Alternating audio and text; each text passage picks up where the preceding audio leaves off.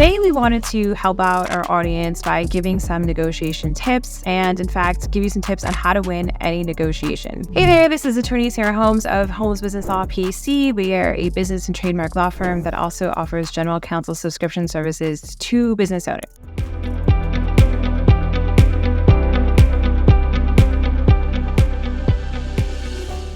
Now, as attorneys, our office has a number of people here trained to negotiate and argue and present cases and be able to present evidence to prove our point, prove our case, and hopefully win on behalf of our clients. Our training has given us countless hours of techniques and ways to negotiate effectively. So I wanted to discuss with you today what are some of the most effective ways and how you can, in fact, win at any negotiation. So number one is to be prepared. If you are not prepared to go into a negotiation, you should really wait and hold off until you are. So what does being prepared mean? Being prepared would mean doing proper research and understanding all the potential relevant terms when you go into a negotiation. For example, some of the work we do all the time has to do with commercial leases, and we help clients negotiate those. The problem that we see when people try to do those on their own is that they don't even know the relevant terms or understand the relevant structure of a lease. And it's not related to just leases. Sometimes we see this when people try to sell their business themselves or they try to buy a business themselves. They don't even know what parts of the transaction really apply to them. They're not familiar with their terms. They're not familiar with the structure. And it's really like going into a negotiation with one arm tied behind your back if you are sorely misinformed. So luckily, there's this thing called the internet that has the sum total of all human knowledge available. Whether all of that knowledge, in fact, applies to your transaction or not, that is up to you. And hopefully you get an attorney at some point to help you wade through all the junk. But if you're negotiating on your own, at least start with research and be totally informed as to what are some relevant terms for the situation you're going to be going into to negotiate. Secondly is really do research on who you're negotiating against. Like, know as much as you can about the other side. Who is the negotiation going to be with? Is it going to be with someone that owns the other business? Is it an owner of a property? Is it just a rental representative? Is it a broker? Like, who is this person? And you need to know as much as you can about them. So again, Google is your best friend. You could find out a lot about people online, look at their LinkedIn profile, see how much experience they have, just so you know what it is you're up against, whether you are going up against someone that's fairly new to the field, if you're going up against someone that does these deals all the time, maybe it's a junior type employee, but it's really important to know who it is you're going to be negotiating against. Next is really be empathetic. So people that are naturally empathetic, people that I think are sensitive and pick up on other people's feelings, they tend to have an easier time negotiating because they can pivot and sort of feel out the other person and how things are going and be able to change things as they go along. The other thing that you really have to keep in mind when you negotiate is you have to be an amazing listener.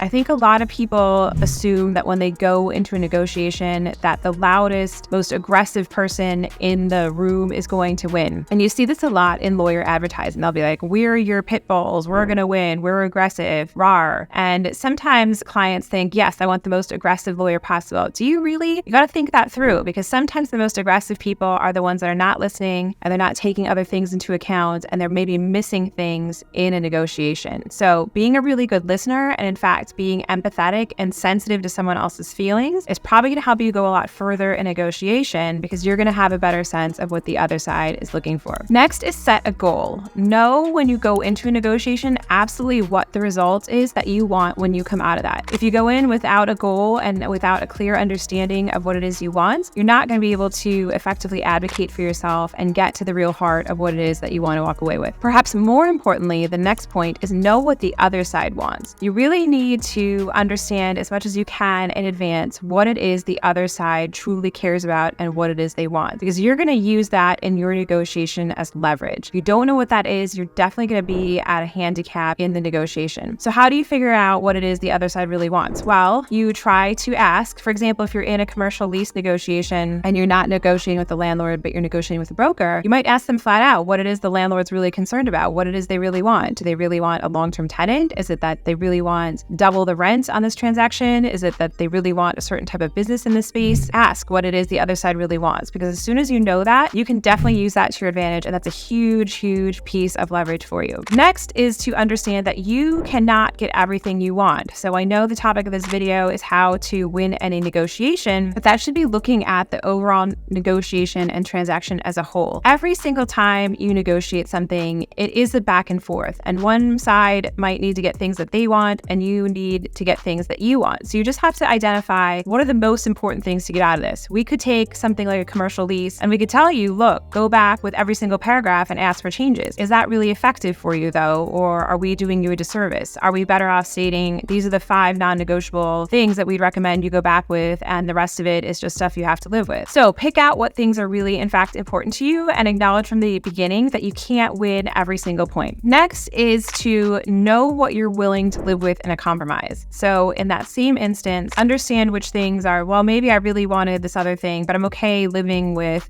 part B over here. Know what those things are in advance. You don't want to be caught unprepared or not have a response if someone's willing to give up on a certain point, but that's not really the point that you wanted. The next point is be willing to walk away. The weakest negotiators are the ones that are so tied and so emotionally involved in this transaction that they can't walk away. You are at a weaker point, and that person definitely on the other side has leverage over you in that instance. So make sure going into a negotiation that if pressed, it's something you can walk away from, because that'll be your biggest threat and your biggest point of leverage, other than knowing what it is the other side actually really wants. Finally, understand what a smoke screen is. I call things a smoke screen when, for example, this is where knowing what the other side really wants comes into play. So if I know, for example, that what the landlord really wants is a long-term tenant, they really need a tenant to sign a 10-year lease. My client doesn't really care so much about that. What's most important to my client is that they have a lower rental rate. They just don't want to pay as much, but they're okay being locked into a 10-year lease. I might really push back on the 10 years, knowing my client doesn't care about it, but I'll push back on that in order to negotiate the rental rate lower, right? If I make the landlord think, oh, we're never going to give you the 10 years, they might relent on the rental rate to get them into the 10 years. So while that part is not important to my client, we're throwing that out as the smokescreen and basically saying, hey, I'm not going to give you this one thing you really want, and instead I'm going to ask for this other thing, so that the other party thinks, oh no, this is the one thing I really want. Maybe now I have to make a concession on this other thing. So throwing smoke screens can really work to your advantage. But again, you have to be well prepared, and you have to know what it is, number one, that you want. And number two, you have to really know what it is the other side wants. Of course, we can always help you negotiate things like a commercial lease, a sale of your business, a purchase, and contracts. So if you need help negotiating, feel free to reach out to our office. Our number is 215-482-0285. We also have a really handy business checklist that you can download from the link in our YouTube. All right, thanks. Bye-bye.